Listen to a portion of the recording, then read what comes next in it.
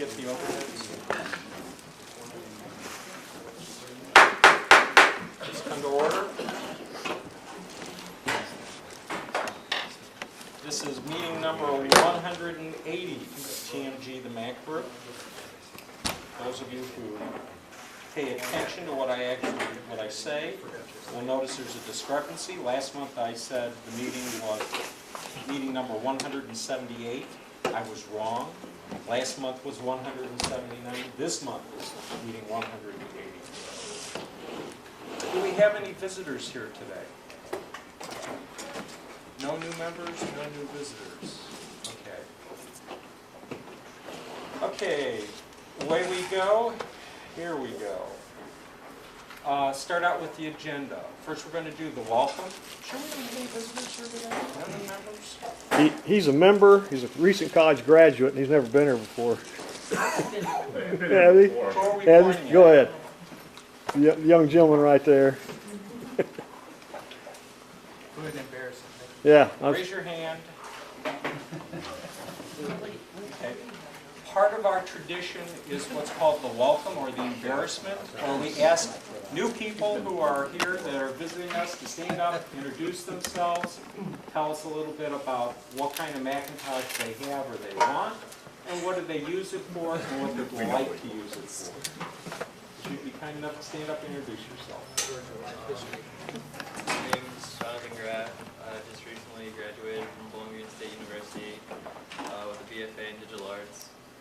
I have a Mac PowerBook, but I would really like a MacBook Pro because they're really nice.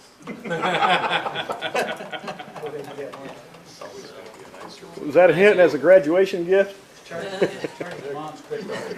Yeah, I do digital animation, a lot of visual art type stuff, and in the fall I'm going to be going to Savannah School of Art and Design for a master's in animation. Okay. Savannah School of Art and Design. Savannah, I have a nephew who just graduated. Oh, really? Savannah's a very nice town. Pay attention to your books. Okay. On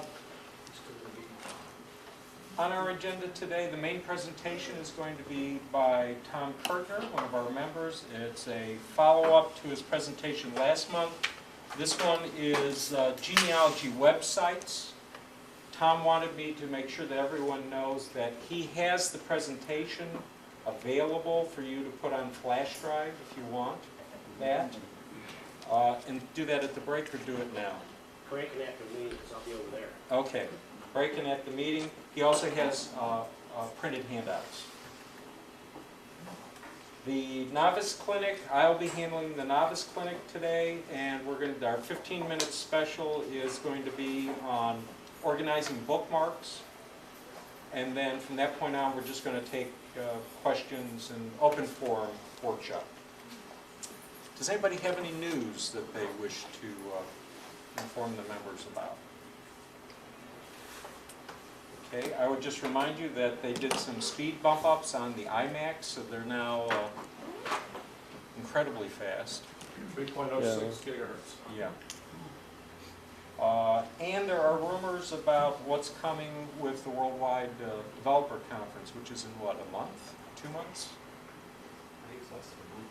Yeah, less than a month, June. and the talk is that at the same time that they release some new iPhone stuff and possibly some new iPhones, they're also going to be doing some sort of major rework of the .Mac site and the services available from .Mac. And we'll keep you informed on that as we find out things. Anybody else have any other news that they want to share? Yes, Rick. There was some sort of issue apparently with the power supplies for some of the older Macs. They were burning up or short-circuiting in power cords. And I guess Apple has, I think it was in Canada, settled a class action suit or has agreed to replace or compensate people that had to replace their power bricks because they were short-circuiting. So if anyone's had to do that, It's also a good idea to periodically go to the Apple website, go to the support pages, and see if there's any special recalls that are going on. There's one that's been going on for about 2 years. It has to do with power supplies on G4s, the big Power Mac G4s, dual and quad processors, and they have lists of serial numbers. G5? Should be G5, thank you. G5s, and there's a list of serial numbers, and that all is from the Chinese didn't steal the right capacitor formula from the Japanese, so there were some quality issues with power supplies that came out of the People's Republic of China about 5 years ago, 4 years ago. Okay. Anybody else have any other news? Yes? Apple used to send a remote with their computers, and I don't think they do anymore. And It's extra. If you want it, you have to pay $39 if I remember correctly. it's $20. But for those that have the PowerBooks that have the 3/4 PC slot, that I don't know if anything's useful to put in there. There's a company that sells a remote that you can just store in that slot. So Oh, it fits. okay. You're talking about the Card Express slots. Okay. It's a place to keep it so you don't lose it. Okay. And where did you get the remote from? What company makes the remote? Son gave it to me. The brand name is SIK. Okay. SIK? Yeah. Of course, it's made in China, designed in California. Okay. Okay. People didn't know If you're there was such a interested, thing. at the break, have Ron show you his remote that he has stored in his Card Express slot. Okay, moving right on. For sale and wanted. Does anybody have any items that they have for sale? Lady in the back. It's all old stuff, but I don't know if anybody knows if anybody can use any of those things. Okay. If anybody's got that list or not, it's old stuff. Too old? In the meeting announcement, down at the bottom, I put the list that she had of what she's got available. It's an Epson printer, there's some zip cartridges, an older version of Tech Tool Pro. Does anybody use zip drives anymore? Yeah. No? So, at the break, see her, she's got stuff. Some are giveaways, some are, whatever, best offer. Okay, and that's Lena, stand up for just a minute. Okay, everybody turn around.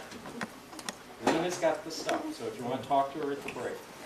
I put on the freebie table, there's a book over there, Dummy's Guide to Buying a Computer. If anybody wants that, go ahead and take it.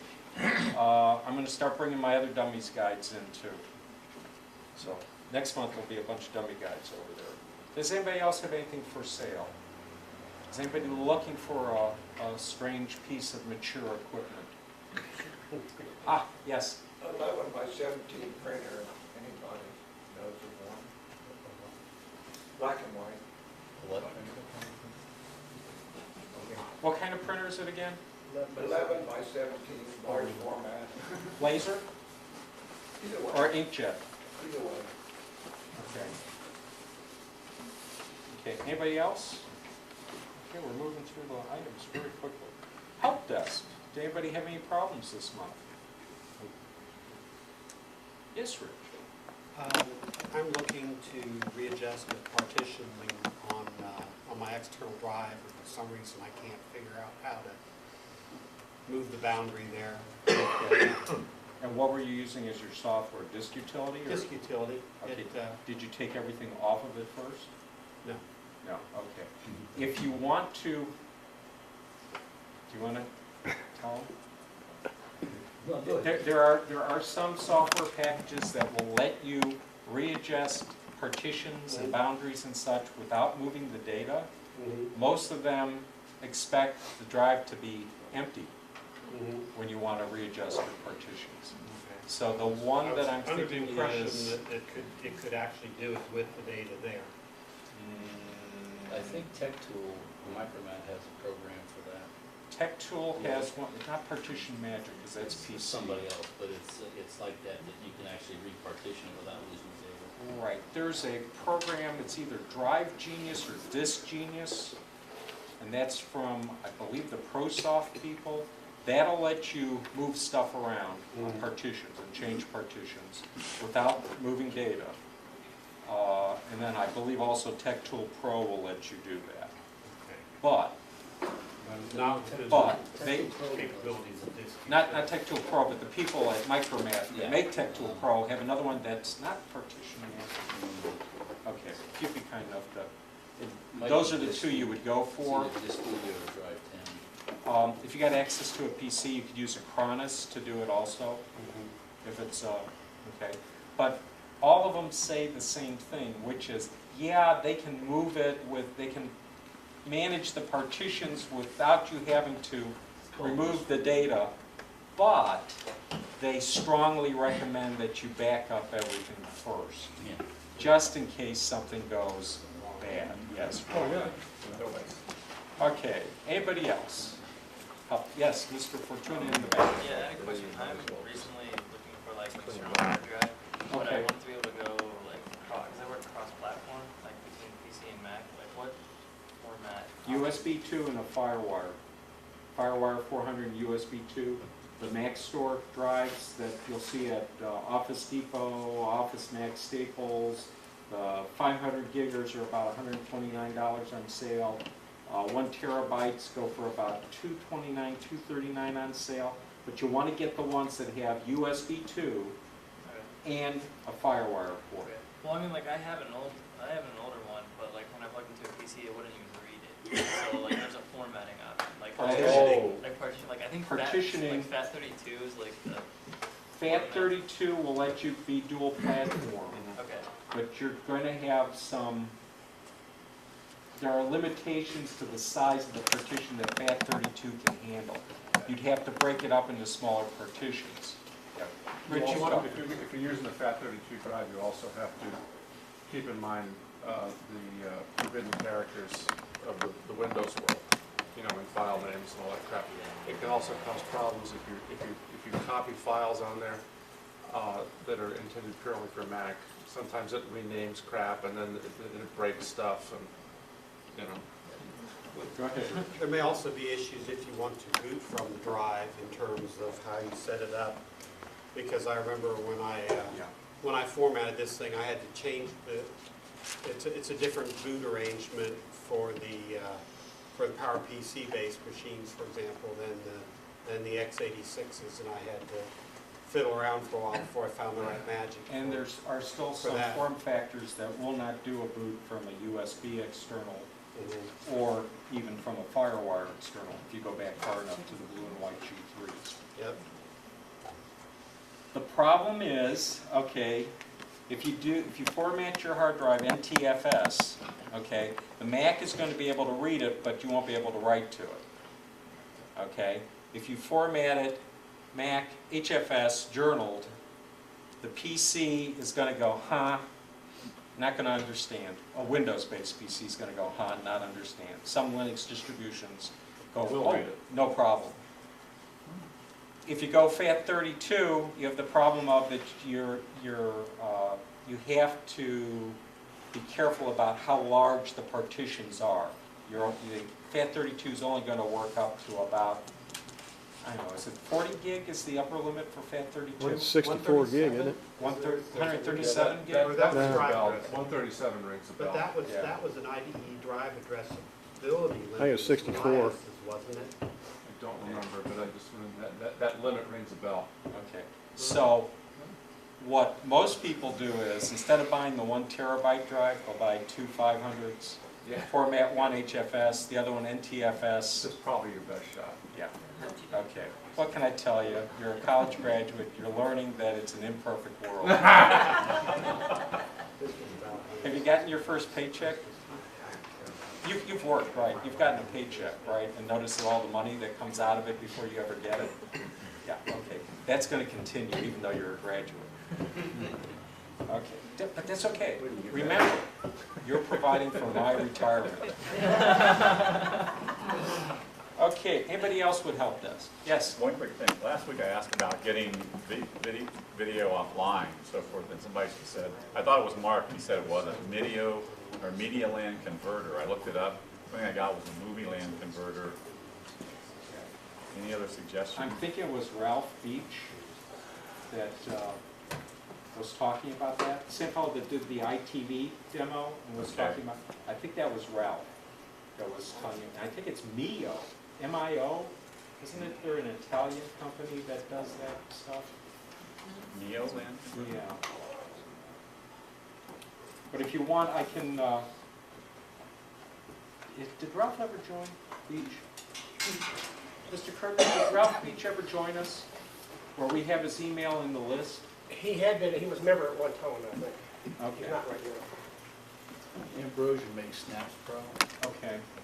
Ambrosia makes Snaps Pro. You can record anything off your screen. Snaps Pro. Yeah, that works pretty well. They're the ones that make, what was the sound recording? Wiretap? Wiretap. Yeah. But you can actually just Ambrosia. record. It comes in at the quality you got on the screen. Okay. Okay, anybody, yes, in the back, all the way in the back. Not really a problem, but just a curiosity regarding a month ago I bought a 2.0 Mac Mini 4.2 Duo machine, and for the first time in my life I've never seen a Mac boot, and it shows not the pretty Apple with the tiny little wheel for about 5 or 8 seconds, but it shows the actual directory structure and information as if it were a PC machine booting. It shows all the... He's in verbose mode. Yeah, you're in verbose mode. I've never seen that, and You can unset that. No, no. how does that go away? See Mr. Bald if it's a break, okay? The first time it turned But- on, it showed that. If you're doing support and you really want to impress these people that their machine is really sick, you hold down the Apple key and the V key, V as in victory, and that brings the machine up in verbose mode, black screen, white type, chunka chunka chunka It's chunka. all the stuff that's going on anyway. It's just that normally it doesn't show it to you. You know, and it has no, I mean, it doesn't harm anything. Yeah. You know, it's not doing anything that it wouldn't normally do, it's just that you're seeing it. So- But it's not the normal setup. So there's a bit that needs to be flipped so that it doesn't come up in that all the time. Apple V. Just That doesn't- do a Google for verbose mode. VERBOSE mode. Okay? And that'll tell you, there's different ways to turn it off. Anybody else? This is good. I think we're making progress. We're getting people's machines stable. All right, then I'm going to say, Mr. Georges, what do we have for the raffle this month? In the other area, we'll have the novice group. That's why. And if you have any questions, let me know. You've already started, right? You don't need to be introduced. Pardon? You want to introduce us? Fine. Go ahead. Okay, thanks. As you know, I'm Tom Curtner, so I'm going to do the second part. Bill asked me to do a continuation on this. If you have the electronic file, this file is in there and everything is hyperlinked. So all you have to do is click and go right to it. I sorted them actually before I put the net titles on, I sorted them by website, so they're not going to be in the order that you see as far as the top. Actually, a lot of people tend to forget the National Archives because there are things there that's available to you. Not only history, just like the Library of Congress, those two sites, you can get historical facts. National Archives, you can get soldiers, sailors' records, things you have to go to different branches. They're in here, but they're separated for your links, so you don't have to search for them. So the first one here is the actual place, which you have access to all their database searches. And that's valuable too, because at the archives, you not only have some genealogical records you can go through, you can also find pictures, related information on the area they lived in, which is important because if you're doing research, you find yourself doing history. So as you go through with your family, you can create a timeline by doing research in the archives and from other databases. And you can put that into your genealogy program, or however you want to set it up, but you can set it up with multimedia, link to it, what have you, and you can publish it to a CD. And then you can put it on TV. That's the first one, National Archives. And like I said, they're hyperlinked, so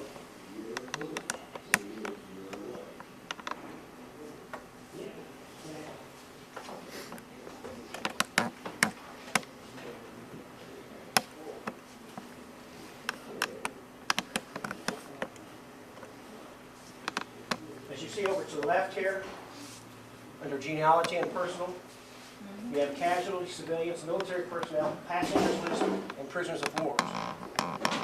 And you can go through each one of those and do a search. Now on Ancestry, you can get military enlistment records for the Army and what have you. But this is a little more detailed. Like if you go into military personnel, you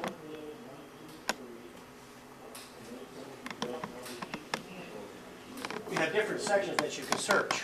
Prisoners of war, what have you. A lot of times people forget the National Archives because you're going to RootsWeb, Ancestry.com, and all the other places. But this is the government site. And like I said, you can also, if you can find pictures, if you're involved in the Civil War, you might be lucky enough to find a picture of the regiment that your ancestor was in. And you can tie that to your file. And a lot of times you can download that. I also like Firefox because at home I've got both PC and Mac. On the PC, I can't, if I'm at Ellis Island, I cannot capture the manifest list. But on Firefox, I can save the whole page. It saves that folder on my desktop, and in there is the picture.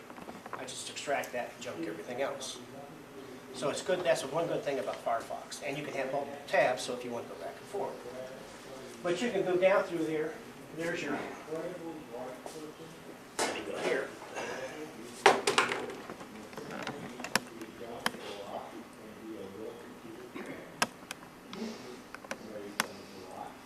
You have your prisoners of war, Japanese data file.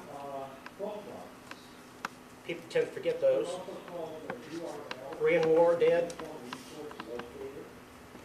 You still on? World War I. Now that's a different site. Oh yeah, World War I, if they have it up there, there's also a site that's pre-World War I. Most of this is World War II, Korean War, because if we go back... Well, there was a fire in St. Louis that destroyed an awful lot of records in their warehouse. And on this page too, there's another link. It's for the pre-World War, which covers the Mexican War, the Civil War, Revolutionary, what have you. And that's to the National Archives also. I have not been able to find anything on this individual concerning World War I. If you got the enlistment and everything? Do not have that information. Well, the World War draft cards are available on Ancestry.com. World War I? Yeah. Ancestry has, of course, Ancestry is predominantly fee-based. There are some free things, but to see the World War I draft cards and Second World War, you have to be a member. But I can, if you contact me, I'll look for it. Were there drafts? Well, they were told to fill out the paper, you know, X amount. Some of them were so patriotic they even were over the hill wanted to fill it out anyway. And it's very valuable information because it may list where they were born, their mother and father, and it also asks for the contact from where they're at. I've got a grandfather who left Xenia and worked on the railroad in Indiana, and I found this World War draft record card in Indiana, and he lists a lady in Xenia, downtown Xenia, who would know where he was at. Can I see that? Sure, that's not a problem. Okay, that one is for let's go down to another one. I should have two of those. Google Books, people tend to forget Google Books. We're all aware of Google, but it has a book section. Some of them are PD or they're allowed to scan the whole book and you can download a PDF of it. Look there, because at times you will be able to find something. If not the person, you might be actually be able to find the locale. So if you're searching around Dayton and you want to have information on 1913 flood, or if there's marriages in the book, I know there's a PDF manual of the 1913 flood, which they sell on eBay for $15, $25. You can download it and have a PDF. resize it, do everything you want, not have to pay for it. This is the Google Book section. You do your search. Of course, it lists everything else, but if you type in, well, here, list. And they have different views. If they've got the complete book, you look for full view, which is full view only. And those are the ones you can usually download. It's got the whole book in PDF. And I know it has, if I scroll down there, I'll find things on in the Dayton area for Curtner. And sometimes it'll be legal actions, what have you. So don't discount this. This is another aid that you can have that you weren't aware of before. Also, Internet Archives. I don't think I put them on. There was a little controversy on them in the news, Internet Archives, because of the Wayback Machine. It's a web crawler that has gone since 1996, taking snapshots of web pages. Now for genealogy, if you don't know that, if it's an old site that's gone, you know the name of the site, you go to Internet Archives, type in the Wayback Machine, like I have my niece's husband was family from Portsmouth, settled there. The lady who had the website for SciOta.org passed away. She had all rights to information on the site. They could not use it, so the Historical Society had to start all over. I went to Wayback Machine, typed in SciOta.org, pops it up. All those years it took pictures of the pages. Now some of the links are dead, but if you're lucky, cemetery records, marriages, deaths, everything, they were all there. So I quickly started copying everything I could. But right now, they just finished a controversy. The government sent a security letter wanting to know from Internet Archives who was using Wayback Machine. Something to do with national security, and they fought it, said they didn't have a right for it. Well, they withdrew the letter after they filed a lawsuit. But Wayback Machine, all you have to do is type Internet Archives. They have PD movies, public domain movies, they have manuscripts, media, anything that's in the public domain you can download. But people tend to forget the books. Books are there too. How do you get into Wayback? I'm sorry. All you do is type in Internet Archives. Here. I'll show you.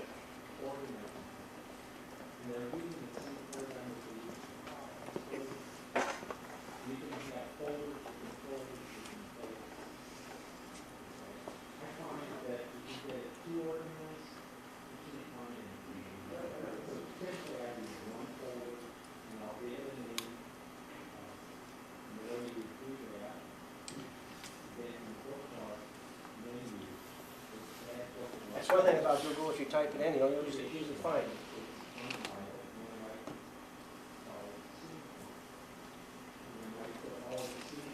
Everything of you, moving images, text, audio, software, educational, what have you, it's all there. This is their Wayback Machine. And if I was to type in, which I know the name of it,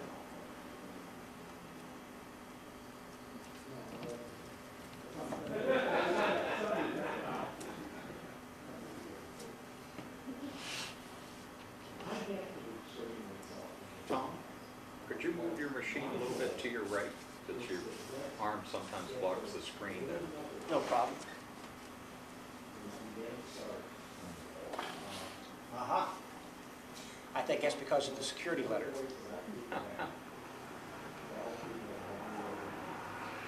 Okay, you can check back on that, but it's a good site. Also has books. You can download PDF format, sound files, everything. So you peruse through there. If you documentaries in black and white, public domain. The old service movies they did to get people to join, all that's there.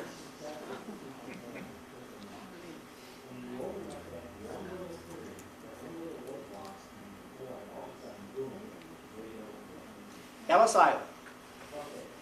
Ellis Island is free, but you have to register. If you register, then if you put a query in at Ellis Island,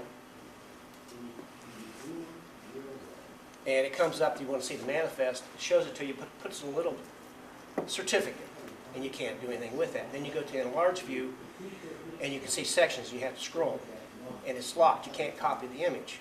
So that's where in Firefox, you could just say save the whole page, open your folder, pick out the JPEG, there it is, and junk everything else, unless you want it. and you have the whole manifest. Now, sometimes it's 2 pages. Might be a type section and a written section. They ask them where they're going. Do they have a place they're actually going to? Do they have any money? Distinguishing scars, color of their hair, what have you. So it's useful in that. You can get this off of Ancestry.com if you have an account. In Ancestry, you can go through the library.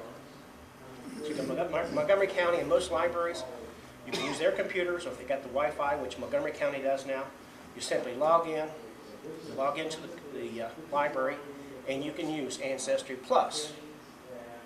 That's a library edition. It doesn't have everything that you get if you're a member, but you can get a lot of the stuff. You can get the World War I draft records and all those. You get that through the library. Just like you have Internet Archive newspapers you can get out of Greene County. Not Montgomery. They don't have a subscription. They've got it with Ancestry in a different format. But if you've got a library card for Greene County, PIN number, you can log in from home and use the home version and do a search for newspapers. Not all newspapers have been scanned, but if you're lucky, you'll find it. You have to try restrictive searches, though, because if you've got, like my niece's husband, is Baer, B-A-E-R, if you don't use quotes, it comes up every variation of Baer. But you can't discount it unless it's too many, because they, in genealogy, they misspell names, and newspapers are notorious for misspelling. So Ellis Island, if you put a search in here, and you can order the certificate if you want copies, but they're not. I think they're $35. So if you have Firefox, you take it, save the page, get the manifest, do your own. Save a little bit of money. How far back does Ellis Island? Ellis Island go? I think the late 80s. Yeah, 18.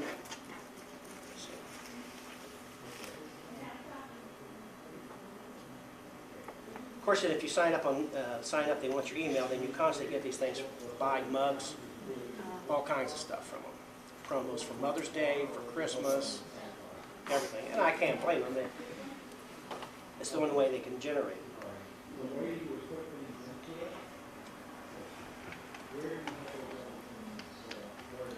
I'll show you this. I think they were 1879, somewhere around there. If you just type in the last name, like I've got one which is Italian.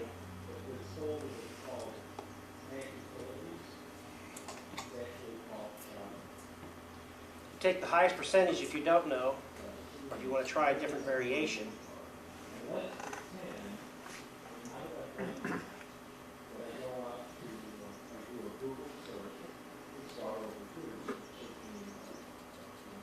There is a nice website that's on their list. It's called Surname Thesaurus.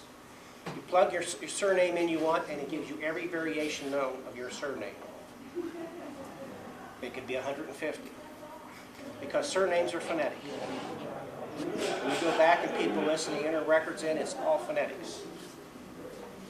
So here we have it. If you click, and I know who Philomena is, from Fulgia. Then if I have to sign in with my account, then they bring up the little certificate and what have you. So you have to register. It's free. It's just you go through the process.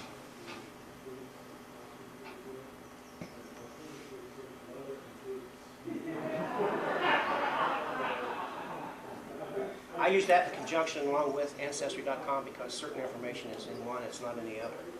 GenForum, I don't know if everybody's aware of GenForum. Ancestry.com has bought up a lot. They own RootsWeb, GenForum. They're actually, their name is Generations Network now, but they own a lot. And actually the US GenWeb project, which all US states have, it's called US GenWeb. They have the Ohio version, they have everyone. They're starting to move away from, because it was RootsWeb hosting it. And since Ancestry said they're no longer going to have another separate server, they're transferring everything over they have to Ancestry.com, but RootsWeb is still free. But you've got that banner. And US GenWeb, some of the sites are shifting their state sites away from that server and going to separate ISPs. So if you hit a link and it doesn't work, you just type into Google and you'll find it. Or they'll redirect you to their new ones. They didn't want to be tied with Ancestry. They felt that if they were going to go to Ancestry's website Ancestry.com would be more appropriately to appropriate information off their files and what have you, which they probably do anyway. Who's to say that when you go do a search that they're not checking your information anyway?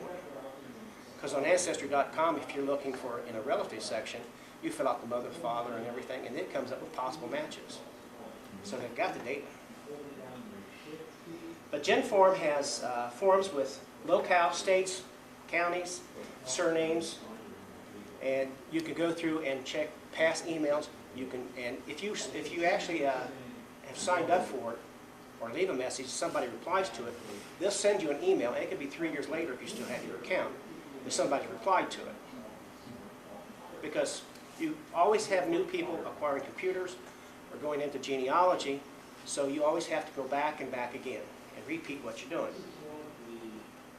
Now here I'm going to go to, I actually started 3 of these, Curtner, and Curtner. Because you could submit a name, and if nobody has it, then they'll start that forum. And if you let people know, or if they're looking, you can start up another forum. But if you type in, say, Sweezy, a lot of the Sweezys came out of Canada were actually a loyalist in the American Revolution.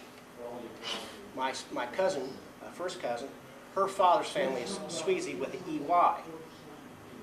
And they left after the Revolutionary War, went up to New Brunswick. That's how they settled New Brunswick, Nova Scotia, and what have you. Most of them were all loyalists to the crown.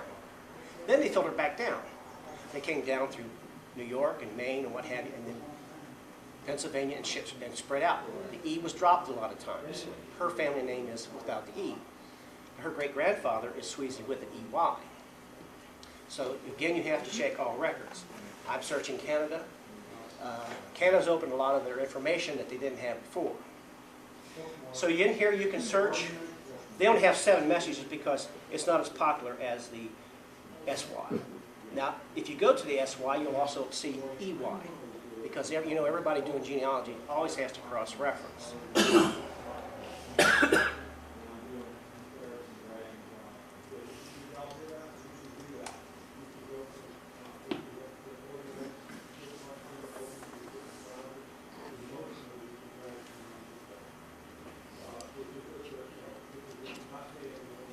Don didn't have one on his.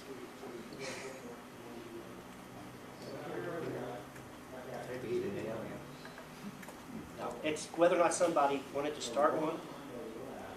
If no one submitted it, it's not there. You also have message boards on Ancestry. You have the community forum, Roots Web. They actually link together. So you always check all the message boards, or if you're on Google and you do a restrictive search with your quotes. If you do a quote like you're looking for a certain, give first, last name, plus, in quotes, another one, sometimes you can tie in, it may take you to the different message boards. Now here's the Decker. They have 3,793 messages. Few, yes. So you can put a search in there, and it may, depending on how you put it in, it'll try to find, especially if you do a locale that's specific, then you can bring it up and find if anybody in that area is researching what you are.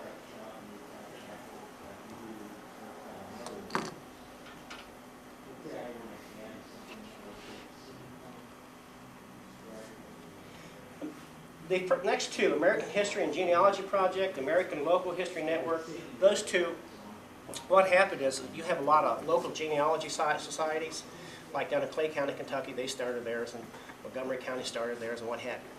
A lot of times they started to die out without participation. These 2 have started up, and they're more of a statewide thing. So those 2 are similar. You'll find some of the old information that you had before on older websites. You may have the same website that started out, another website on the American Local History, and then another one on the American, and they're all, say, Montgomery County maybe. So you go through all 3. Because you don't know what information they have. And believe me, it's unbelievable how many genealogy websites there are. So I'm going to skip those because that's like Ancestry Hunt. It searches, it has available a multitude of different search engines for genealogy, whether it's surnames, baptisms, what have you. types of search engines. Have any of you ever gone there? Okay. I hit them all. And I go back because, like I said, it changes. I just actually, on Ancestry.com, I found one that just posted the family file in March. And it had information I hadn't seen before. So you never know who's going to start up getting the genealogy bug, and they post. Now, I like the fact they posted, but I don't do it. I'm very circumspect on what information I give out, and I tell them, if you want me to have the information, that's fine. What I give you doesn't go on the internet. And I don't give anybody really living, pertinent information, unless I know they're a cousin or something like that. Then I still request them not to publish. You see your listing here. There's all types. Of course, from here you can do all the search engines instead of hopping around, and it'll look for you. Just like you can go to all the web, dog pile. You do multiple searches on the web. Have you used those? Dog pile's not bad. All the web, you know. All the Vista, you don't see much of any. I don't know if they're still busy. I used to be everybody went to all the Vista, then it's Google. But you have dog pile in it. They put, well, it used to be Ask Jeeves, now it's just Ask. They combine and they'll tell you they had 10 hits in this website, 15 here, or 0, 1, whatever. But you don't have to go to each one and do it. And the thing about that is, not each website searches the same way, so you get a different answer. I'll go to Yahoo. If I come with a dead end on Google, I'll go to Yahoo. And I'll go around, and it's surprising. Now, I found yesterday, as a matter of fact, through playing around in restricted search, I found an obituary for my sister-in-law's half-uncle. Didn't know he just died in April over in West Virginia. Well, when I clicked on it, newspaper, $5 per day to use their site. Well, you know, on there it says cached page on the bottom, so I hit cached. There's the obituary. So I highlighted, copied it, pasted it in Word, and sent it to my sister-in-law. So don't always disregard that cached page. Go there if you can. If they lock you out, go that way. So you have all your different searches from here in one place. It's pretty reliable. You'll see this on Cindy's list. And Cindy's list has the largest amount of links on the internet. Cindy's list has 264,400 links. Now, if you go to Cindy's list, you can do Arcadian research. They break it up in sections, ethnics, if you're doing Jewish, American, Indian, all of it. You have everything spread out. You can break down folder to folder. Mailing list, family pages, everything. You just go through everything. And she started out, I remember when she published her first book, and she's just constantly taken off now.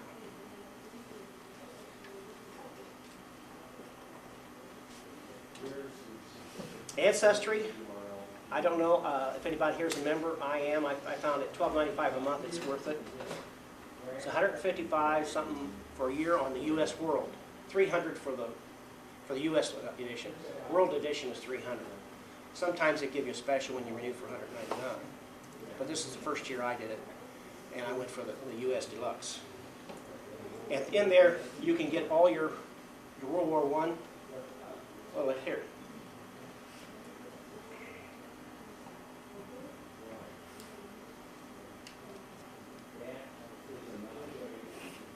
Ancestry's big on advertising. Sell you everything.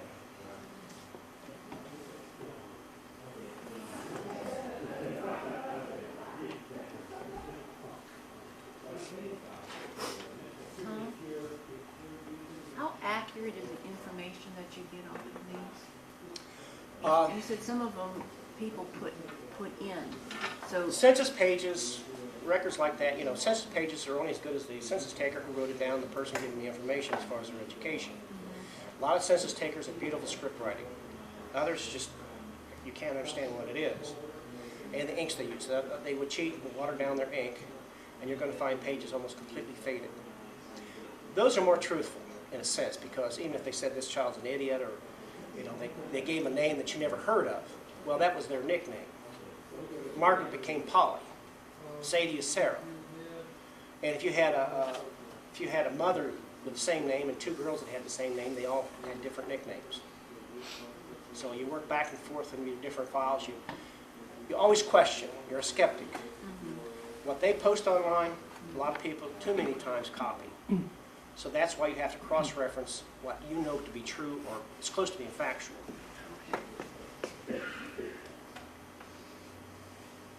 Let me go down to, okay. Who did you want in for World War I? S-E-C. What's the first name? George. George? Yes. Had an unusual middle name. That doesn't matter. Right now, what's the last name? Sechrist, S-E-C-R-I-S-T. C-C? One C. One C? There's a number of ways one might. How's it go on? S-E-C? R-I-S-T. Just R-I-S-T, okay. No, Yep. I-S-T, good. It said you can get the library edition through the library, which is well worth it. Now, it brings up everything that they can find on that, but what I'm going to is the military.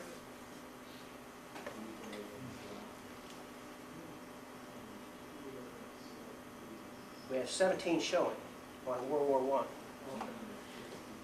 Okay, Indiana. Indiana artillery.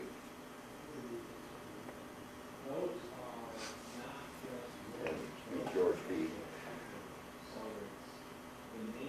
Well, here's something that's funny too. It's an example. Sometimes you'll see William George, and you'll say, that's not mine. I have so many that use their middle name, and you didn't know it was their first name when it was. Like it could be a William George, which happens at times. Okay, but that's Michigan, Oklahoma, Ohio. Indiana. No Indiana. Well, it just says over here birthplace. Registration could have been in Ohio, couldn't it? He could have been born in Indiana, but more Pennsylvania. Okay. Like I said, we have, you know what year he was born? That's a tough one. Roughly 1900 to 1902. Well, he would be awfully young. He'd be sneaking in if you filled that out. Pardon me? 1900, because they filled him out in 1917. It's possible. You asked for birthday. Yeah. You're right. He was probably 18. Okay. Well, these are the ones they have listed. The only ones that really looks like William George, but that's 1873 in Michigan. There's no PA. There's Buffalo. Are you sure he enlisted? Filled out a card. I don't know. He was with the It's possible Indiana. he did. I think they called it the National Guard, but You got George Dewey out here.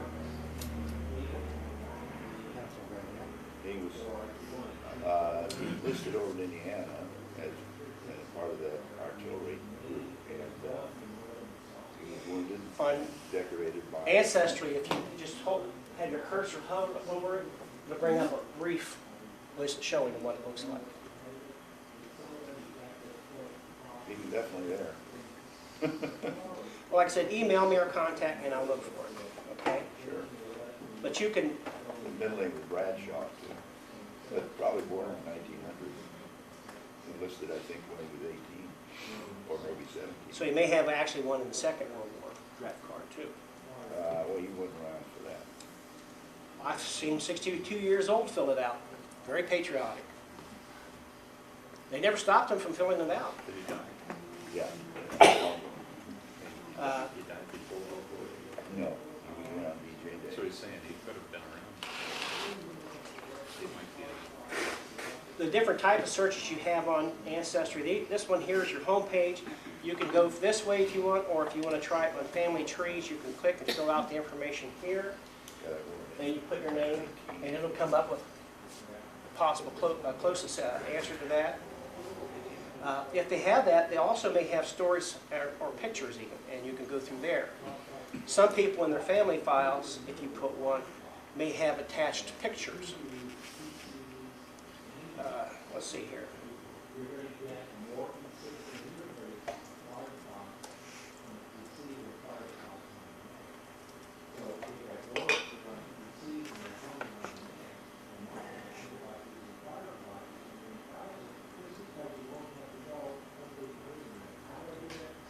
Can you go to foreign countries for the ancestor? If you pay for the world edition. The libraries typically allow you to do that? Going through that way? No, library edition does not have world. You have workabouts, you can go through the LDS. They have a lot of stuff for it, but it depends whether it's locked until a certain year. They may have been able to go in and microfilm information, but under the rule that it's locked until a certain specific time, they can unlock that. And actually, the Catholic Church has filed a letter trying to tell Catholics not to publish information with LDS, because the LDS people baptize people. And they'll take a person, research it, and they claim that they baptized them. Well, if you do that to a Catholic, they don't like that. So they've got an objection against that. But you can see that's what they'll do. You'll find research done by an LDS member, and they're not as curious as a person actually working in the family. So they're just getting some information, and then they say that they've adopted this family, blah blah. Okay, but I didn't find that one. That was one that just came up.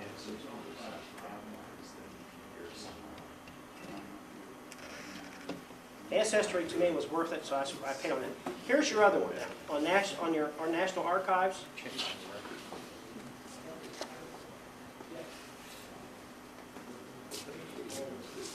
If you want to request records. Now, if you're close to kin of somebody who's passed away in the military, or if you served and you want to get your DD Form 214, a copy of it, you can fill this out and you get a free, first copy's free. And you can get your DD Form 214. Now, they told me when I got out, go downtown to your courthouse and file it there. They copied it, put it in the books, and gave me a copy plus my original back. So if anything happened to it, you can always go to the county courthouse and get it. And here's, you can request your records. It tells you how. And that's valuable too. So if you have an ancestor, or if you're close, well, like if there wasn't too many left in my family, I could probably get my brother's Second World War records, but he's got a daughter still alive. That just brought up an interesting point. My father served in World War II, and we tried to get information because he was never awarded his medals at the end. So our son did that as one of his projects for scouts. Wrote to the congressman to see if he could get those and so forth. Well, they said the records had been destroyed in the fire. So they just sent me what they figured he was due and so forth. A lot of times they will just, and it's not cheap. What, to look for them? Get the records. Okay. Would they listed out at the banks? Would records be out there or locally? You can check in there. Because you said you got yours at the courthouse, that's why I wondered if... Well, no, I took mine down and the county auditor made a copy. Okay. See. Okay. And that's just the DD Form 214. Of course, it shows your citations and what have you in your service. Okay. It's a brief description of your life in the military.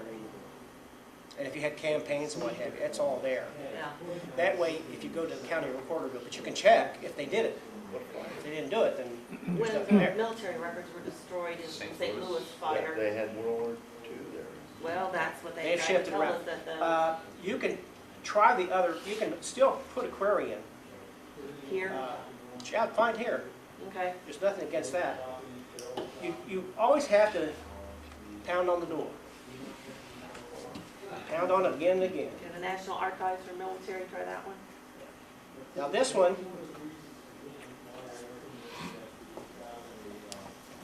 is pre-World War I. Anything prior to that. So if you want to do a search here. See, I put these in here. You could go to the National Archives and try to find all this. This way, you just click on it, you go to your different sections. Save you some time.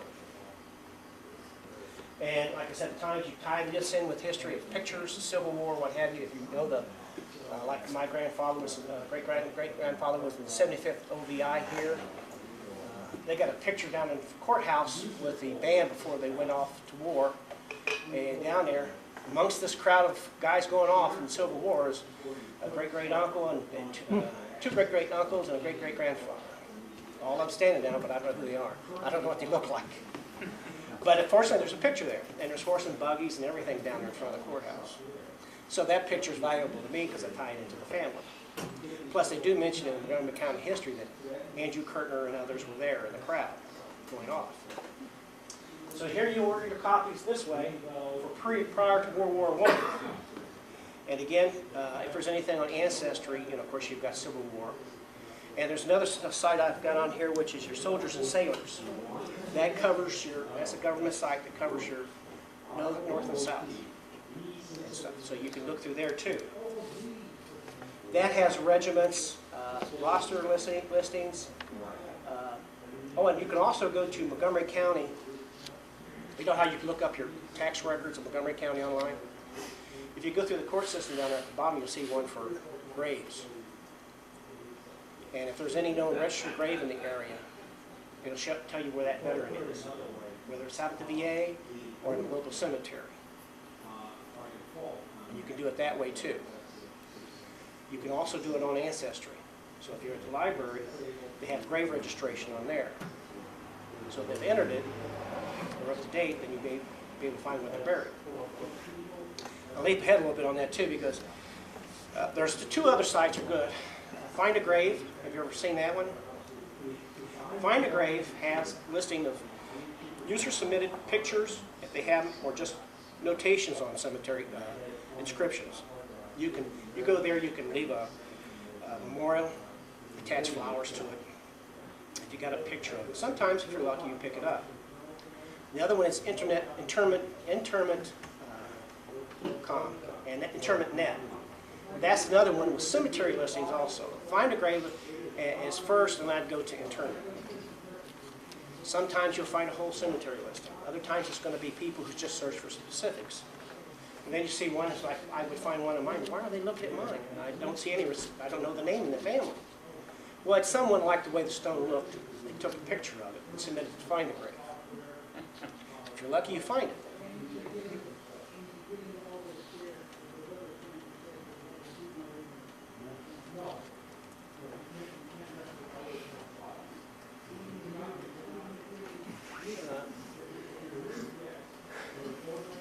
Here's the big one.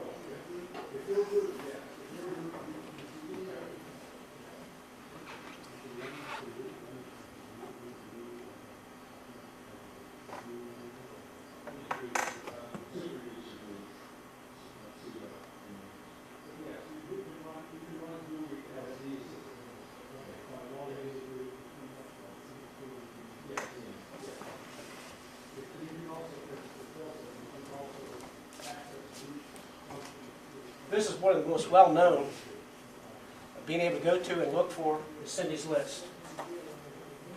And you can see here she puts 264,400 plus links. So you go in there and search, you go on Cajun adoptions. There are some adoption records that people have posted, information and such. This here, they have links to different sites in other countries. Now, some of them you'll have to go, if you're in France, you may have to ask Google to translate the page. If you're going through Google. It sometimes is okay, and other times you got to just sort of figure it out. If you're in Italy, Germany, what have you, just kind of name and name and stuff like those are usually, you can usually figure that if they got two boxes, if you got two boxes, you know one of them is either first name, last name. So switch them around and see what works, if it doesn't have it in English. And she breaks it, and I truly say she has a ton of information. All the states, and anybody who's doing genealogy, the big thing for them is link Cindy's page to theirs. So you go in, but always be wary of what you put in. But she has them, and that's what's nice is they're available.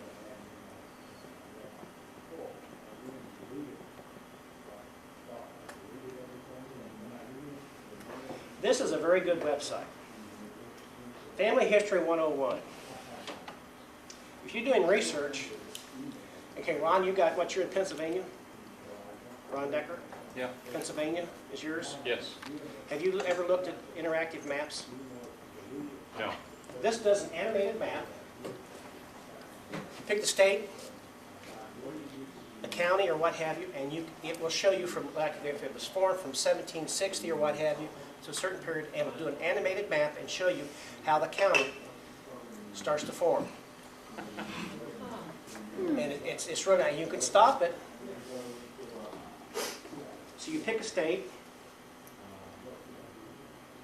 16, huh?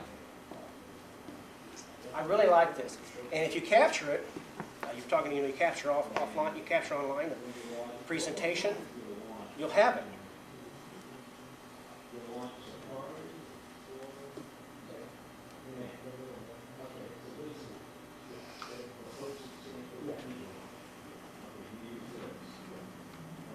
Okay, here we have PA. See all the years on the bottom? This is all the maps. And what you want to do for fun is watch it. And you see how it starts breaking up and forming.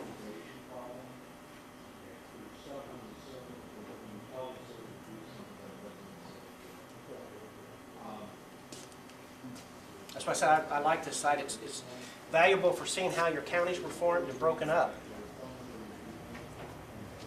So when you're researching back to a certain point, and later on you look, they're no longer in the county you thought they were at. Well, they just reformed into another county. And it tells you, gives you descriptions. Isn't that amazing?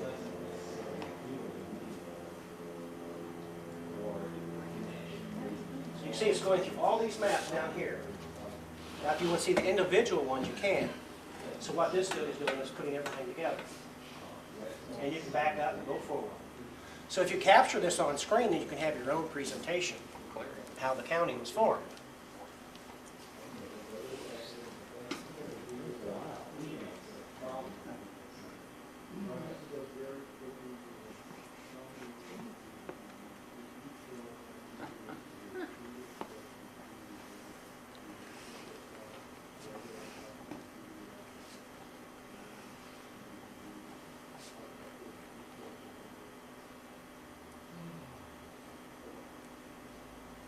I want to show you Ohio. Show you how big Montgomery County was at the time. Actually, when my family came in 1803, the land offices said Hamilton County. A lot of land was purchased down there. Well, Hamilton County ran from the river all the way up at one time. And see where it says Connecticut Reserve? Upper right-hand corner. Connecticut claimed this. Remember your Northwest Purchase. We'll have war over that.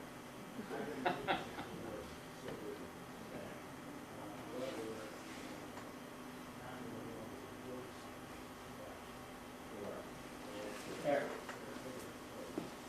See how Hamilton County starts to break up?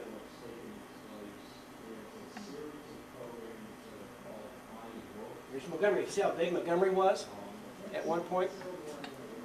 So when you're doing research, you always have to remember, if they say they were in Kanawahara, West Virginia at one time, they might be in Mingo, they might be in Crum, they might be in different areas at different times. So you have to, and if they overlapped and were broken from a different county, check all the surrounding counties for records. Never discount.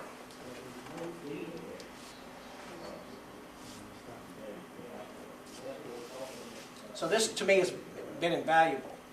I always go back when I'm trying to check a county and see, well, I can't find where they're at. Well, part of Preble County was actually Montgomery. So that's why I find some Curtners in Preble County records.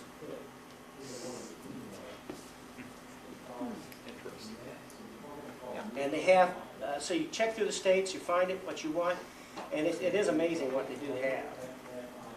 And that's why I said, that to me, that's been invaluable on that. The next one is, of course, your big one is your Family Search Org, which is Latter-day Saints.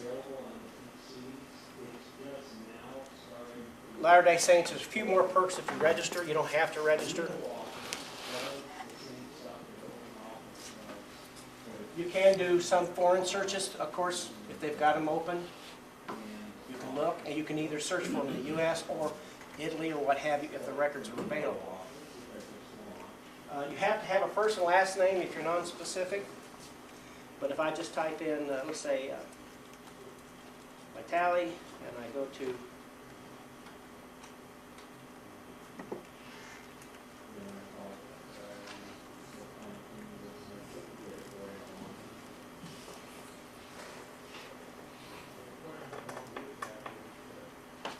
actually, I found some of Mark Kopp's things this way. Mark asked me one time to look, and I gave him a CD with things from Ellis Island and all over.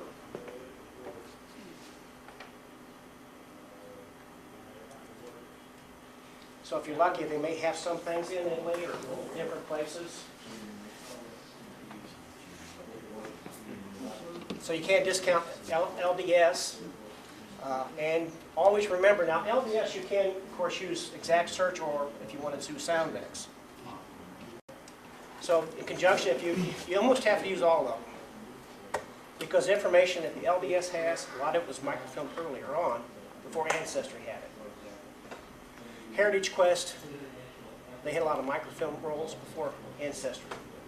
So they're the older predecessors, so the records are going to be different. LDS had microfiche. You sit there in front of a little microfiche, you know, going through all these little pages on there trying to look at it. Or scrolling through the microfilm. You go to the local stake, that's what, you know, the local church that they have their genealogy section in is the stake. And during their hours, you can order film, have it sent to the stake for like $5. You keep it for 6 weeks or so at a time. And you can do it through Heritage Quest, the libraries too. But nowadays, you don't usually have to do that. Now, you still can order microfilm into the library.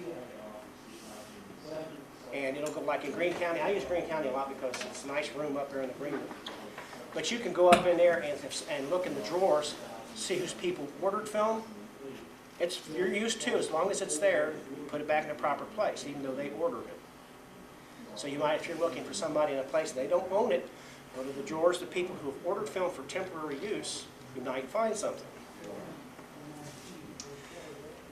You'll have published ancestral files if it's available. Census for 1880. You'll have some British. And you also have your IGIs for the Southwest, for North America, different ones, and pedigree resource files. Some of the pedigree resource files are simply family pages that genealogical societies where you fill out a family sheet. They got published at the LDS. So if your information was correct, fine. But if not, and you didn't really know at the time, and then somebody copies and da-da-da-da-da, misinformation goes along. So you always have to go back, and sometimes you really have to redo genealogy just to correct things that you yourself have started, because you weren't aware of it at the time. So in conjunction, LDS is fine. It's free. I wouldn't knock it. I go there. But you take it with a grain of salt, too, because if it's something that an LDS member has baptized somebody, they're not searching like a family member would. They're looking to baptize a person. So you take that in consideration, too. Now, find a grave. This is the one I was talking about. My niece's husband, he takes pictures of famous people and posts them on Find a Grave. Like Agnes Moorehead, you know, her cemetery plot. When he goes out in different places, and he'll take a picture and he submits them.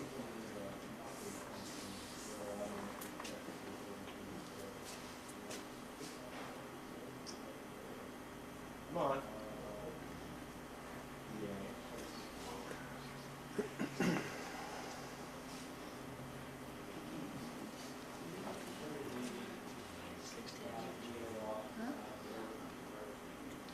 We have 23 main grave records that have been submitted by users.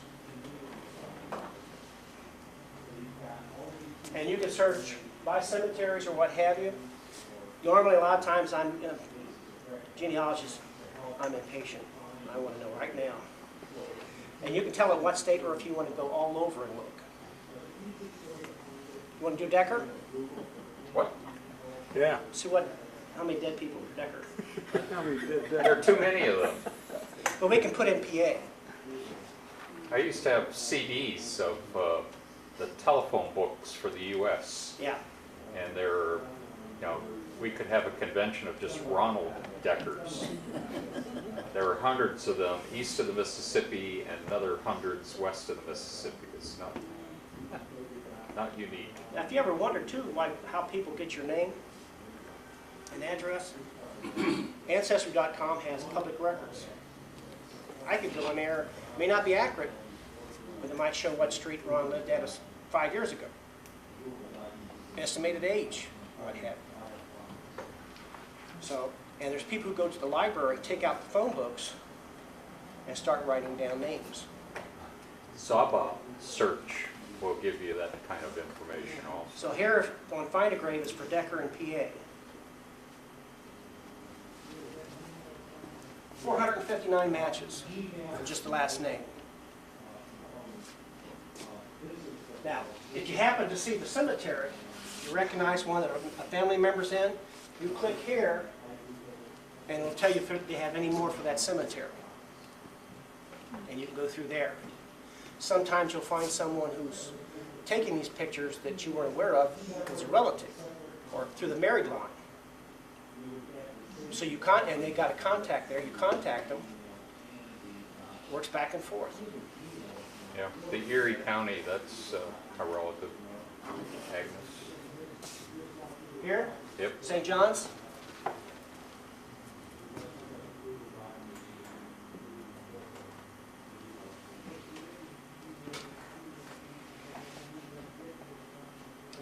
So with this and interment net, you have another option.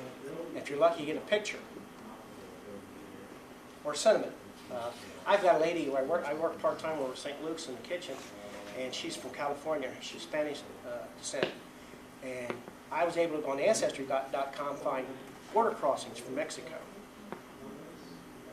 And it gives a description of her great-great-grandmother. She's 5 foot. Well, one of them's redheaded. The grandfather's redheaded, which is quite blue-eyed. It doesn't matter because you're talking descent coming from Spain. You got red hair, blue eyes, what have you, all of it, and it just passes around. Now, you can make photo requests. You'll see up here on the second line it says 2 photo requests. Somebody's asked for a picture in that cemetery. So we're in Girard, Erie County, PA.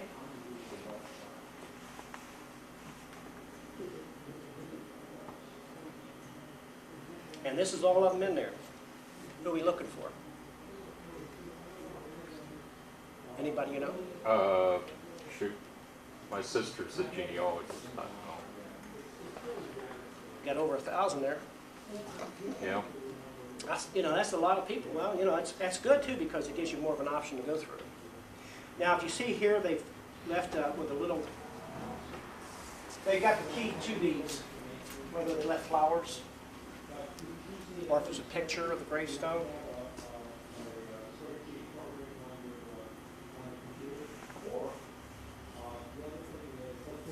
So they don't have any pictures so far. They've just gone through.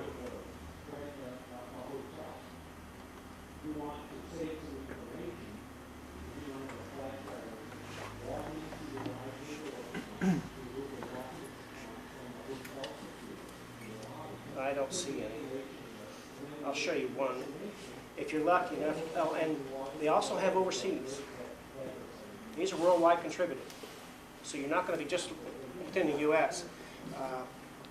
I've got one which is Italian on my niece's side out of her mother's marriage, her family, where he was killed in Normandy.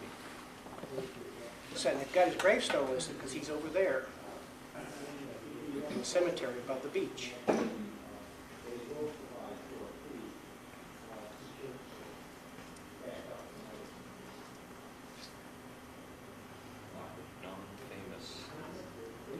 Yeah, you got political graveyards, non-famous people, the whole bit. There's I didn't put that link in there. There's political graveyard for famous people. I mean, there's all kinds. There's actually blogs on death obit writers. I picked a book out of the library about people who write obits and how it's real art and how you can either make an obit look. They born to die. But then with this one here was a caring, loving. They really make a difference in how they write it. They do. Well, the pen is mighty, and if they do that, then you've got a record. And sometimes when the obituary writer wrote something, you weren't aware of it. It's really neat. The Rick is a picture. Now, Carl Rowe. We got Hetty. Okay. This is a relative of mine. She's out of Concord Cemetery in Inglewood. I've got tons of these pictures. Of course, I cleaned mine up. Did you put that in there? No, I cut the grass and everything when I take my pictures. This was broken off a long time ago. It's laying down between two stones. And I told my wife at one time, I love to take these. You're not bringing them in the house. Her father's also one row down. His is broken also. They're the old flat thin stones. They broke very easy, just like the old slate stones. They come off in shards. Yeah, it is. It's been preserved by being in between these two big stones, and it's so sunken so much that, of course, the top is there. I've got one out in Woodland Cemetery. A great uncle who was in the Civil War, and his has been walked over constantly, and it's getting lower and lower. So I've taken pictures through the years. I've taken them in the morning as soon as Woodland opens, in the evening, sun coming at different angles, trying to preserve it. And how we found it was weird looking. I knew it was there, and was with my nephew, or my niece's husband one day. He was going through the cemetery, up and we're curving back and forth. We're getting around, and he's looking, Tom, it's right beside the road. If you step out, you won't step on any stone. Now what you need is the coordinates of where it is to help you find it a little easier. I wanted the GPS unit, so I could go out there at the tombstone and get the location and put it in the files. I could loan you one. They have, people don't realize genealogy-wise, you can get chips. Attach them to your tombstones. Yeah. There's all kinds of things you can buy. Some people, oh, that's McCarthy. Oh, but you can buy a lot of stuff. You can buy the eternal lights now that are solar powered, of course, crosses, what have you. And they power up during the day, and they last all night. My wife has a lot of ancestors in Arkansas. We've been through cemeteries there. We take a picture, and I get the coordinates for this. And see, that's another tool that's valuable, because then you can create an interactive map. Can you edit these sites or add photos? Sure. You can submit your own photos. These are all contributed. So they're not long. And they can be 5 pictures for one person, if you want. It's just a user submitted. Now this is my brother. There's no picture, but this is my brother out at Memorial Park. Well, why don't you put a picture? I've got them at home. I just haven't published them. I've photographed all the cemeteries. And it's funny. I had a story on Memorial Park. I told him when are they going to open up their database for searching. He said we don't. And he emailed back, we don't have one.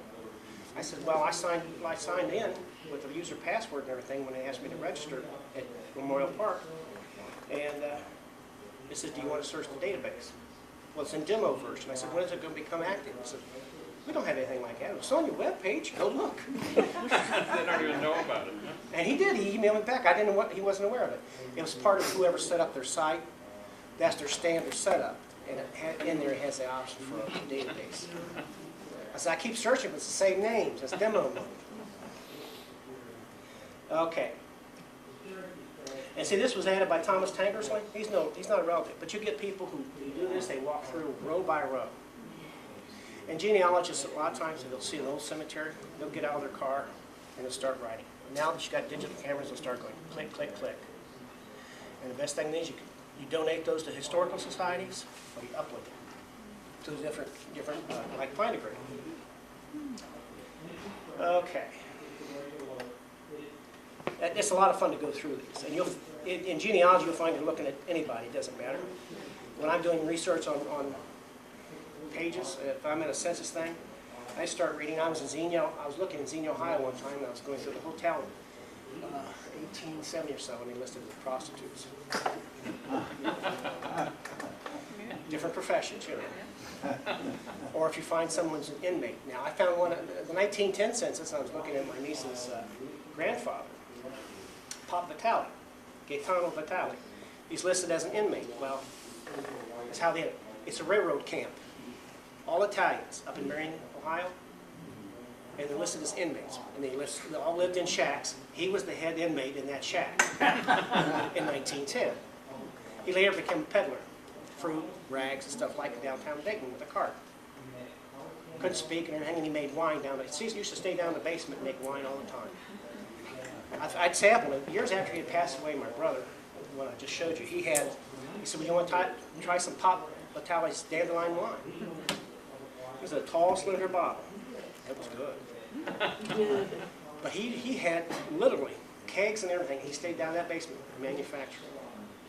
There's a lot of stories there. I mean, one daughter went down, told her to go get something. She didn't come back up. Well, there was one drip. She was laying on the floor catching the drips. Don't let it go to waste. Didn't get that for a while. Now, Footnote is new. Took a little nap. They started up last year. Footnote has some free sections, and it's fee-based. They're trying to compete with Ancestry. They say they have original documents and what have you. You'll see a lot of pages. You go to genealogy anymore, you won't not only see Ancestry links, you'll see Footnote. All one word. You can do searches. You might be some things that are public in the public records. They'll let you see. Otherwise, you have to pay a fee for the year. And since I'm on Ancestry, I really don't have a need for it, but I will go back through and still check what's free. Sometimes if you look, and here's another thing to remember, even in a fee-based or what have you, or if you're looking at newspaper searches and it's locked out to you, they may have a snippet where that name is at. And you can tell whether that's the information you want. Like if you go to Google and it doesn't have a full view on a book, but it brings up the paragraph, yellow highlighted, Curtner, what I'm looking for, I can tell if that's who I am looking for, and until I can order the book. From Google Books, you can look for a library or an institution who has that book near you. And you may be able to get it on interlibrary loan. So this is a new one. It's worth looking at. And I want to make a point too. They've got some new ones up called Social Networking Genealogy. I don't go with those.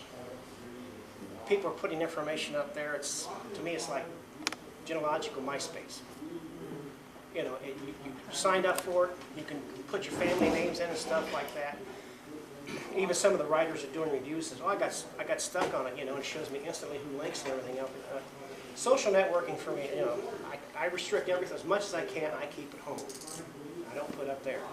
Of course, if you put in Tom Curtner in quotes, because a lot of times I'll say Tom Curtner, you'll get listed on Google. When you click on it, it'll be Gen Forum. I'm trying to put it up there. There's a lot of searches. They got a thing called Search Thingy. They'll search for anything on the web. It's very simple. Now here, to the left here is your World Connect. You do a search there. And if this, I say, you want to give me one more? See if there's anything? George. I told you surname.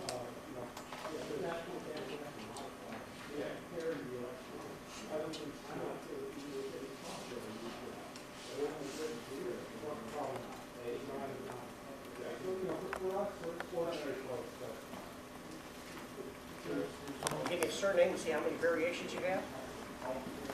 Okay, we have 107 surnames they have listed. Now these are matched, cross-matched variations. The Hoes aren't related. Never know. How about the Hodge? But this will give you variations. Now when I plug in Curtner, I get some of the original Curtner things because they've been recognized as matches in families. But this here tells you, this is your match score, Soundex, and Metaphone. There's two different ways that they do it. Census uses Soundex. That's how they classify names. So you actually can't discount if you're going back far enough or where, if they're established in the country. You have to look at some of those. See?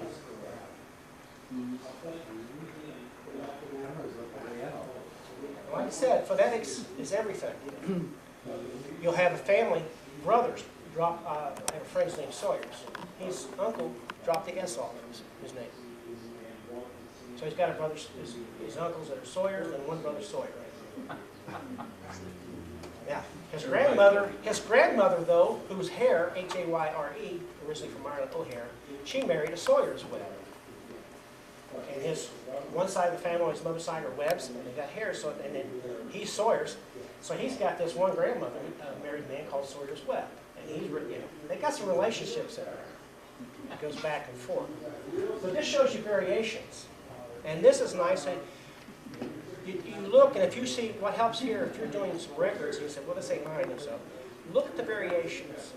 Don't discount the variations. Just the print start writing. R-E-I-N-H-A-R.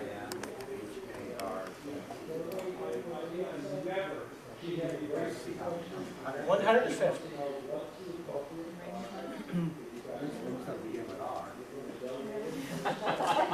Well, you're going to have Reinhardt. It's all the way the person said it and how far back they were. Z's. Z on here. Yeah, hearts. It depends if they had a harsh sounding or not, what they spoke. The locale. Who was listening. Bad thing is on some records when the county clerk wrote things was bad for me, I found sometimes. Mrs. Smith died. Well, he knew she was Ida, but he always called her Mrs. Smith, personally. So he wrote down Mrs. Smith died. Unless you're lucky and he put Mrs. Harry Smith, then you know who it is. So you have to work back and forth. That's the thing, it's all constantly will bounce back and forth. So see, we have right here.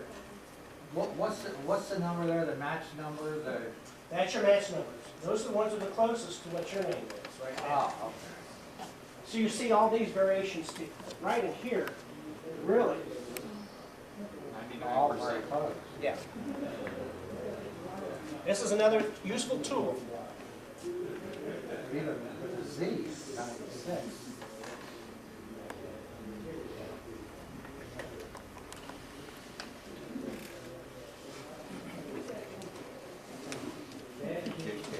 $251 of that. Deeker. What it does is if you're looking through records that have been transcribed or somebody wrote, they're older records, this gives you an alternative spelling. Mine I've had, there's Gardner, G-A-R-D-N-E-R, who actually were Gordner. But when they translated Gardner, you had some of them were Gardner. There's branches that are Gardners. Marjo Gardner, the evangelist, that's Gardner. That's part of that one. They came through in 1727 on Good Ship Hope. You had Uric, Gardner. And of course, when they asked if they were German, my full name is Uric Gardner. Gardner? Yeah. You're Gardner. Unless they were a little more educated, later on they changed it. So you'll have a family who came here, started out one way, then all of a sudden they changed. Like my Andrew Curtner, to me over in Dark County, in Arcana, when he died, his family found out when they all came in, they were Curtner. They all legally changed their name to Curtner. And they went back that way. All the Curtners who came from Montgomery County, Shelby County, Dark County, and all them, all ended up dying as Curtner, except for his family who changed it back over to Curtner. Cottners are the family too. So the variations help you if you're looking through records and you say this is not mine or what have you. It's close, but look at the variation in your name. And so it gives you something you don't discount.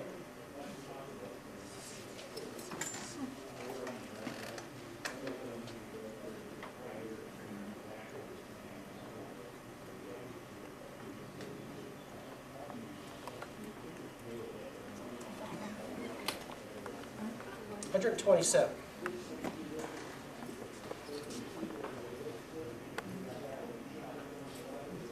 Georgie's. I'm gonna see Chris. That's why I thought you'd like to have this, so you can sit home, you can plug, hit that and put a name in.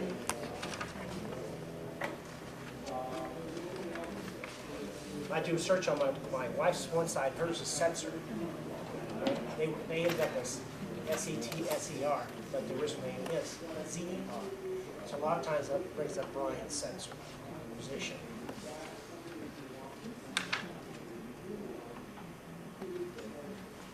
That's E-S-T? S-E-C-R-I-S-T is the way to spell. 78. That's a little bit. Well, so you're using phonetics here, you see the C, S-E-A, Seacrest, Secrest, Sapristi. If it's Italian, you never know. That's how they do it. This is a fun thing to use. A lot of times you give you a laugh, like you say, there's no hoes in your family. But it is a useful tool. It gives you a variation. Any questions? After listening, you see state libraries, those are all, yes. We have tried to track our Germans that came over. They came in 1855 and 1866, and we can't find them on any of the manifests or anything like that. We checked Germans to America. Do you know, is that a period of time that they just didn't keep the records? Oh, no, that was Civil War. The records, well, now there's a good point. A lot of records were not kept during the Civil War, right after the Civil War. It was during the Civil War, so. But if they came through PA or New York, they should have the records. Okay. Depending if they got the fire. That's the thing. Now, you can go through Ancestry, Library Edition if you don't want to remember. You can also go through Roots Web, immigration lists. Type in immigration lists on Google. Different websites have different things. Sometimes they'll have ships. Ancestry, of course, has all the ports. You're coming through Louisiana, South Carolina, you're coming across the border. I've had them come up from Mexico, from overseas to South America, up to California, the way they caught the ships, the way they traveled. You'll have some that came over from Europe, went to Canada, then came down. It depended on the boat that they got. So you have crossings. So you can't, that's why Ancestry, for one thing, is the first one I go to, is because it has most of the ships list. And if you go through the library edition, you can find a lot of your information that way. So, and typing in, like I said, you type in Google, you can't find a response there, type in Yahoo, because they index pages differently, and when they indexed them, and what is available. That's why the Wayback shows you Wayback Machine. If there used to be a website, if you plug in a thing and said, this website link is just no longer there. Well, if it gave you the name, you can try the Wayback and put that name in. They may have taken a snapshot. Unless they lock you out since the government sent it better. All your state libraries are below. Those are all hot linked if you've got the file. You just click on it, otherwise you just type in that name, or you go on Google, type state libraries. That's how I got it. And this is a listing of all the state libraries. State libraries, a lot of online collections. They're not as extensive as other things, but they may have things that they don't have in others. And what they allow. State Library of Ohio. I used to go to Columbus all the time. Elevator 11 floors up. Get prints off the machine, where the old sunlight catch it, and all of a sudden it disappears. Thermal paper. You have to go back and resurrect a lot of that work now. Because thermal paper, if you don't keep it in an envelope, it's gone. Like, Could you take a thermal paper, as soon as it's produced, you have to take it home and Xerox it again, or will I destroy it? Yeah, but you're not going to find any thermals anymore. I mean, okay, I don't Like that, unless you go to my place. I've got tons of them I still have. Marriage certificates and everything I did. They used to have the old microfilm. You'd go to one machine, when you had a page, you'd have to go over, because everybody wanted to use this one that had a printer on it. There was a thermal printer, so you were connected to that. And you punch it out, plump. You got this sticky brown page right here. But yeah, you could do it that way. A lot of those, though, you don't find those anymore, so there's all your state libraries. You have county, you use US Gen Web, go to your county sections, historical societies. I say just constantly bounce back and forth. Like I said, I'm online every day. I don't use my MacBook. I use the PC that way because everything wrong with the PC gets accomplished. But I transfer right over. When I get information, I download. Because a lot of sites are PC friendly. I download it, drop it in my folder, so I'm in that. Take it out and put it in my research folder. And I mark my research folder according to month. But right now I've got a folder on my drive on the PC, and then I got one on the other. It's a Mac version I call Mac, and it's from May 2008. And all my research goes in there, and then I transfer it over and I drop it into that. That way I have monthly researches. Then when I have time, I'll go through and I'll do it according to families. So I'll drop it in all family folders. So census folder, it has census pages, World War I draft cards, the text files, anything. So you have all the state libraries. Don't discount local library. Go and get your library card, PIN number. You can find local records online possible. Greene County has some things. You get Ancestry.com, a library edition.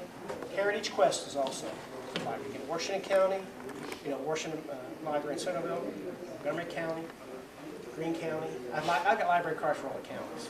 Online. But you can use there, you go in there with your laptop, they got Wi-Fi, you log into the library, and you can use the library. Heritage Quest is,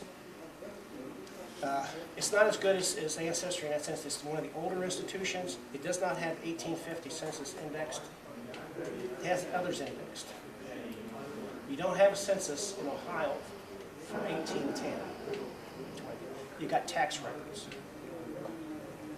Of course, you don't have an 1890 census because of the fire in Washington. And what was left of that, the big controversy, they destroyed.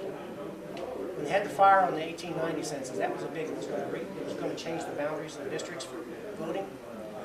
There was always that conspiracy theory that they caused a fire to change, to stop them, to change congressional districts.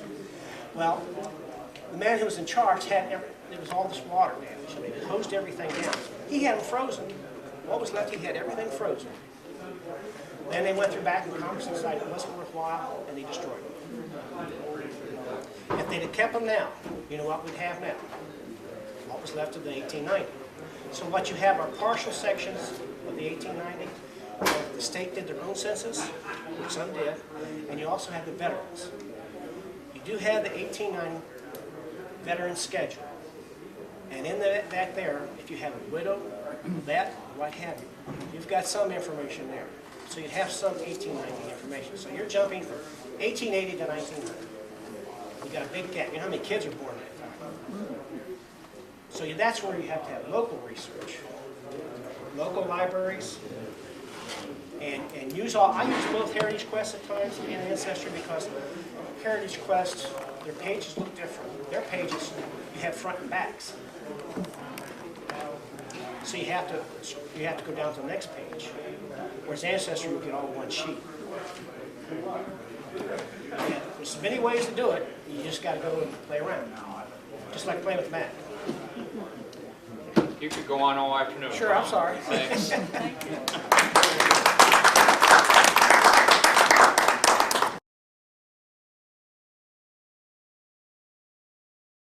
Assuming you're not defending against the CIA trying to recover stuff from the drive, is just single pass zeros good enough as far as someone just taking a drive out of a machine and being able to do anything without particularly special equipment? I mean, can you go into an ID drive and say, go into the ones and zeros? Without DSA software. Yeah, I mean, they can't pop that in another machine. You can recover data from hard drives. With zeros written? With zeros written, you can still do it, but you've got to have very, very special software. I was going to say that what you're talking about will defeat most of the